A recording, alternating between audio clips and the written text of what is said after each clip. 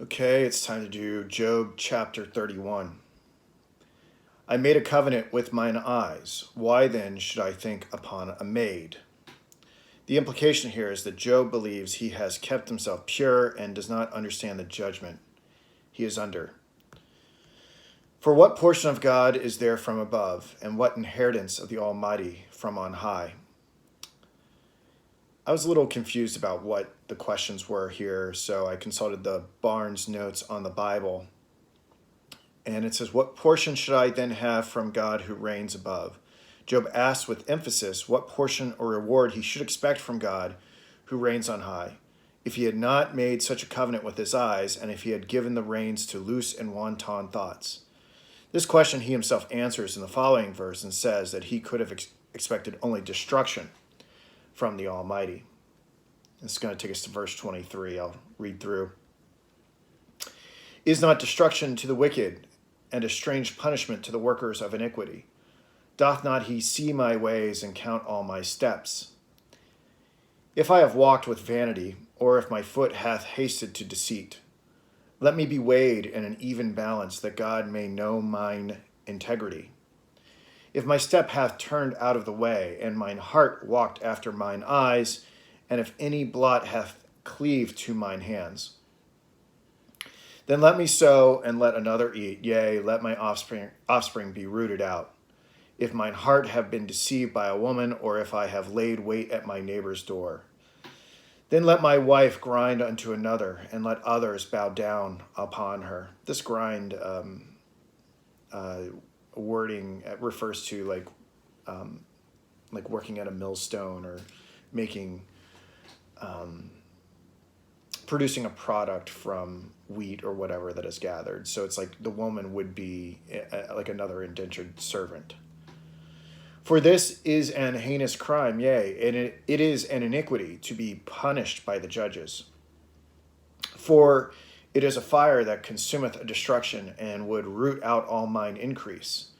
If I did despise the cause of my manservant or of my maidservant when they contended with me, what then shall I do when God riseth up? And when he visiteth, what shall I answer him? Did not he that made me in the womb make him? And did not one fashion us in the womb?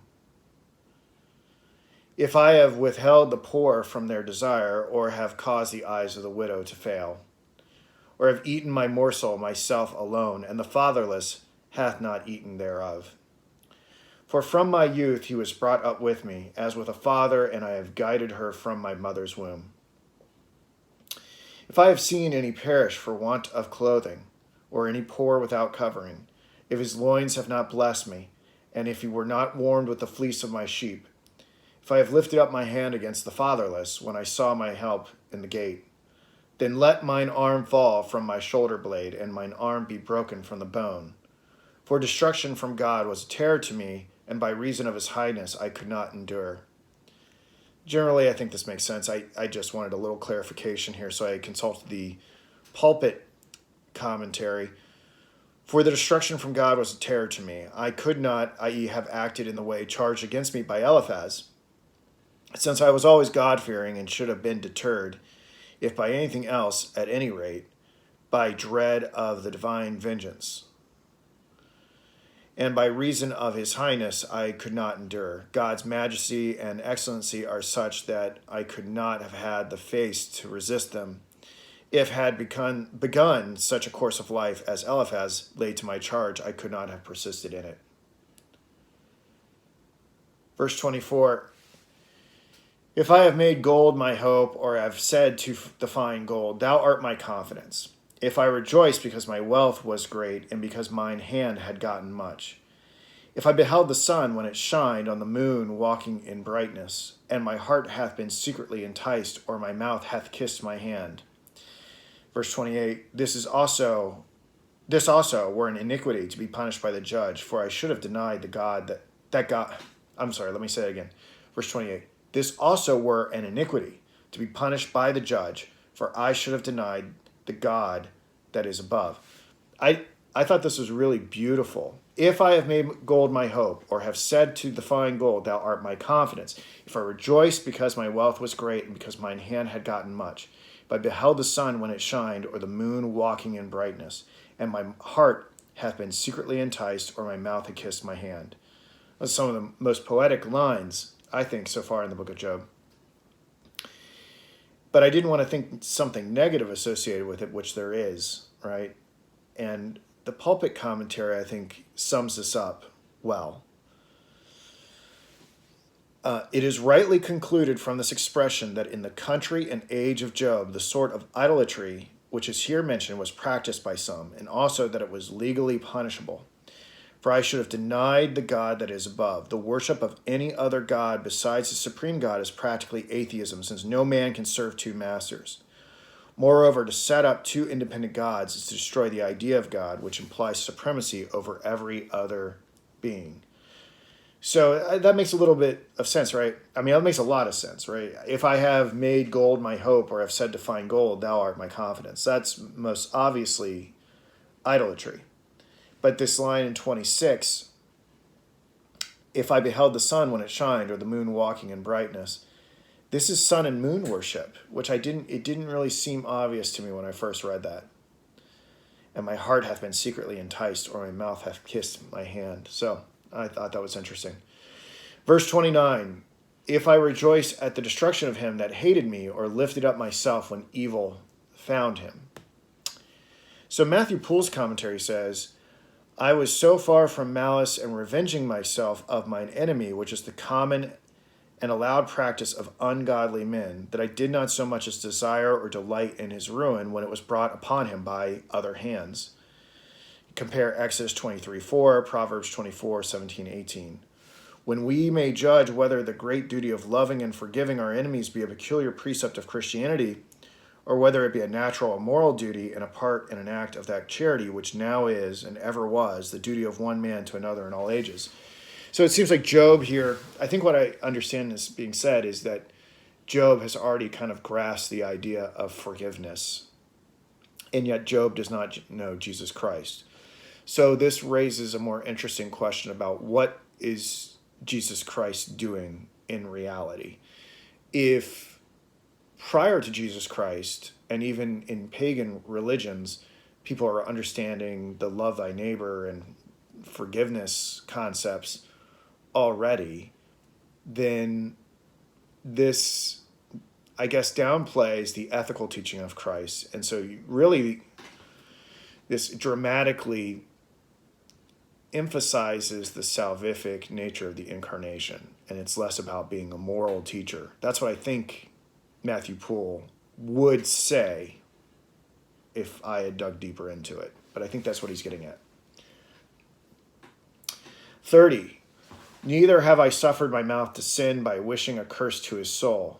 If the men of my tabernacle said not, oh, that we had of his flesh, we cannot be satisfied. The stranger did not lodge in the street, but I opened my doors to the traveler. If I covered my transgressions as Adam by hiding mine iniquity in my bosom. Did I fear a great multitude, or did the contempt of families terrify me, that I kept silence and went not out of the door? So Job here, he always spoke up and did the right thing. He didn't let the crowd dictate what he was going to speak up about. He didn't care about who he offended. Oh, that one would hear me. Behold, my desire is that the Almighty would answer me, and that mine adversary had written a book. Okay, so this written a book thing, that means like he's written an indictment, like a tome against Job. It's interesting he's using mine adversary here. His adversary, in this context, is God. 36, surely I would take it upon my shoulder and bind it as a crown to me. I thought that was a curious expression, so I consulted the Cambridge Bible for schools and colleges. If Job but possessed the Almighty's indictment against him, he would not hide it as a thing that caused him shame. He would bear it in triumph before the world as that which was his greatest honor. He would even wear it as a diadem upon his brows, as that which would give him kingly dignity and adornment. The language expresses the strongest assurance of innocence, and that the indictment could in truth contain nothing against him. I would declare unto him the number of my steps. As a prince would I go near unto him. If my land cry against me, or that the furrows likewise thereof complain, if I have eaten the fruits thereof without money, or have caused the owners thereof to lose their life, let thistles grow instead of wheat, and cockle instead of barley. The words of Job are ended. This is such a beautiful chapter.